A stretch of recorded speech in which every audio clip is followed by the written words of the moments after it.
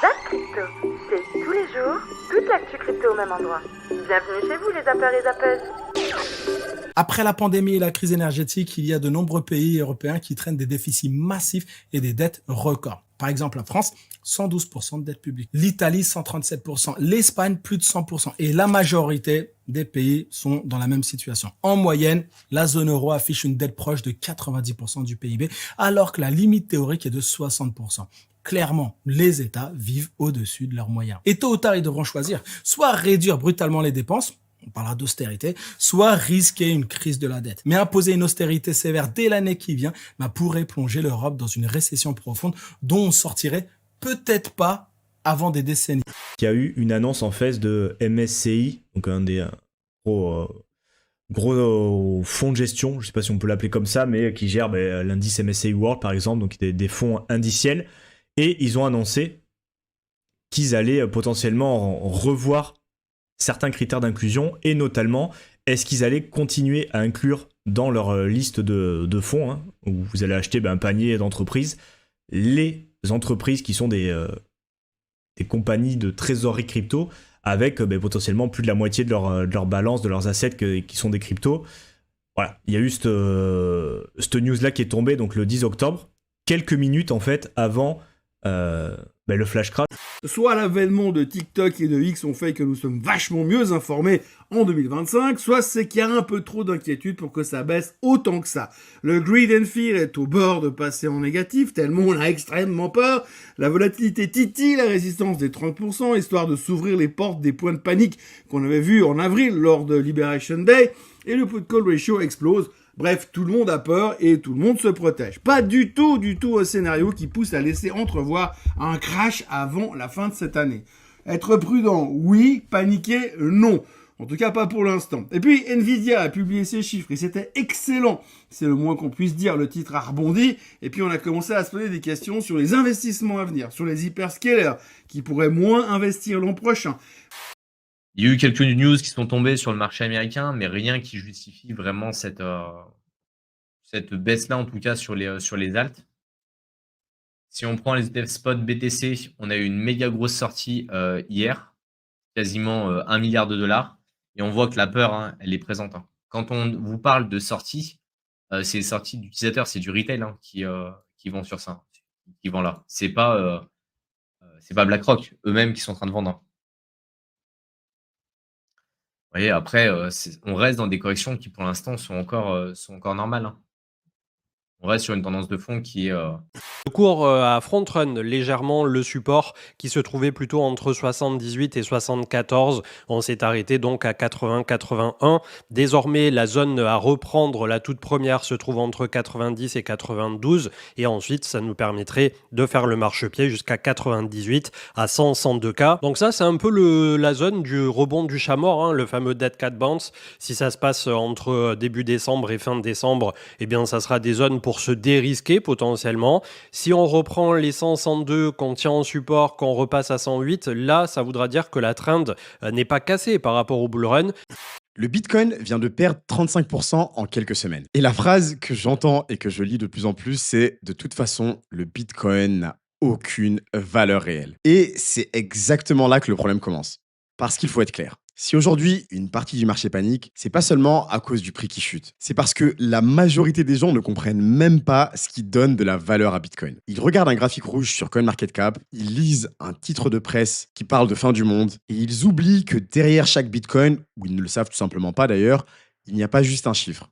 Il y a une industrie, un système monétaire alternatif, et peut-être même la seule monnaie de l'histoire dont les règles ne peuvent pas être modifiées par un gouvernement. Le Bitcoin MVRV Z-Score, alors c'est vulgarisé, mais est-ce que le Bitcoin est surévalué ou sous-évalué? Ce qu'on sait en tout cas historiquement, c'est que durant les bear markets en général, c'est sur la zone verte qu'il faut recharger. C'est là que j'ai rechargé à 20 000 $ durant le bear market précédent. Avant le crash jusqu'à 15 000 $ à cause de Sam Bankman-Fried pour ceux qui étaient là. Pour l'instant, si on est en bear market, on n'est pas encore sur le bottom du bear market, puisque le bottom, en tout cas historique, est sur la ligne 0, donc la zone verte, et on n'y est pas encore. Bon, je vais recommencer mon shopping. C'est le moment. Un grand merci à cette magnifique baisse qu'on a eue. Là, on est à peu près à moins 30% sous le plus haut historique de Bitcoin. Et quelle que soit la suite de la courbe, on a des cryptos magnifiques qui sont largement sous-évalués en ce moment. Je vous rappelle que ce sont les mêmes cryptos qu'il y a 2-3 mois. Même si leur prix est plus bas, elles fonctionnent exactement de la même manière. Elles ont les mêmes fonctionnalités et les mêmes qualités. Ça parle pas mal de Solana. C'est vrai que Solana, qui a été un peu le leader de la baisse, hein, il a vraiment une sale baisse par rapport à peut-être d'autres. Donc on a quand même perdu presque la moitié. La moitié. 50% de baisse depuis le top. Ça fait quand même mal au portefeuille si on en a. Alors, pareil, on est sur une localisation assez intéressante. Parce qu'on est pile poil sur le creux du 23 juin. Je pense que l'Alcon Season reviendra. Bien sûr, c'est Ethereum en tête, mais vu que la dynamique des ETF, elle est beaucoup maintenant sur XRP, demain, il y a Grayscale qui sort son ETF, Solana, c'est déjà sorti, et on n'oublie pas, comme ça, je vous le rappelle, Dogecoin, son ETF Grayscale demain. Donc en 15 minutes, on a de l'espoir, mais on va pas s'enflammer avec un graphique en 15 minutes. Si on règle le problème des taxes et de l'insécurité, je pense que beaucoup de millionnaires et milliardaires viendraient s'installer. En ce moment, il y a quand même beaucoup de débats, notamment sur l'aspect économique, sur l'aspect des taxes, etc. Le débat sur la taxe Zuckman a complètement écarté le vrai débat, qui est que l'État français dépense beaucoup plus d'argent qu'il ne le devrait. Il doit absolument corriger ce point-là, parce que sinon, c'est infini. 2% ne suffira pas. Ensuite, ce sera 4%, 5%, 100 millions. On le baissera à 10 millions. On aimerait bien avoir ton avis. Je suis pas du tout d'accord. Moi, je pense que l'orthodoxie budgétaire, on voit que ça ne fonctionne pas depuis toujours, en fait. Je taxerai un petit peu moins en France, quand même, pour attirer un maximum de personnes qui viendraient investir. Vous devez entendre, avant de commencer, que le trading, ça comporte des risques très élevés, qu'il est possible, bien sûr et évidemment, de perdre la totalité de son investissement, voire davantage si on fait n'importe quoi, si on n'a pas la bonne méthodologie, si on n'a pas de discipline, si on n'a pas vraiment tout ce qui va autour du trading. Il n'y a pas que l'aspect stratégie, il y a l'aspect psychologie, il y a la discipline, il y a beaucoup de choses à rajouter aussi autour de vous, avoir un bon environnement en tout cas pour bien trader, et qu'il est possible bien sûr, comme je vous l'ai dit, de tout perdre si on fait n'importe quoi.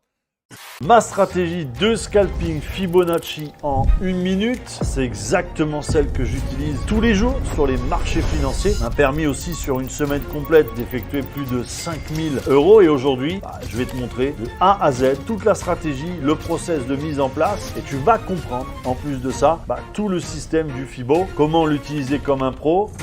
Vous allumez votre ordinateur et vous ouvrez votre portefeuille crypto. Tout semble normal.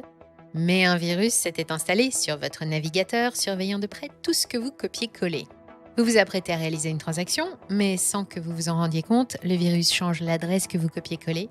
Vous vérifiez bien les caractères de début et de fin de l'adresse à laquelle vous souhaitez envoyer des cryptos, mais ce sont uniquement les caractères du milieu qui diffèrent, et en quelques secondes, vos cryptos disparaissent à tout jamais. Si tu n'es pas rassasié, retrouve à gauche le Zap Crypto de la veille et à droite le Zap Crypto de l'année dernière, jour pour jour. Tu as trouvé une ou plusieurs actus intéressantes? Fais-le moi savoir en commentaire.